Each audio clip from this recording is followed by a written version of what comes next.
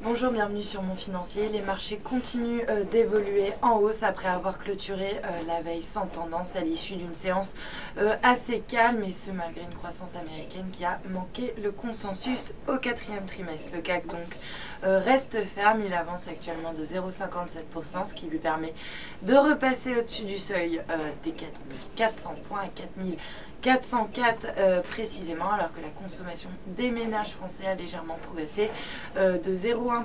Ailleurs, eh bien, le DAX avance de 0,97% à 9542 points. Idem pour l'Eurostoxx qui prend 0,9% et pour Londres qui prend 0,4%. Du côté des valeurs maintenant, Alcatel-Lucent signe la plus forte hausse avec un gain de 2,7% à 2,89€ après avoir annoncé donc la veille un accord avec l'opérateur de téléphonie mobile China Mobile. À noter également Vallourec qui reste bien orienté avec un gain de pratiquement 2% à 38,84€. A l'inverse, Danone reste mal orienté. Le titre recule de 0,5% à 51,66€, alors que Barclays a abaissé sa recommandation sur le dossier en passant à sous-pondérer avec un objectif de cours qui passe de 52 à 47€. Puis à noter que c'est AXA qui signale la plus forte baisse à la mi-séance, un repli de 1,12% à 18,94€. A l'inverse, sur le SBF 120,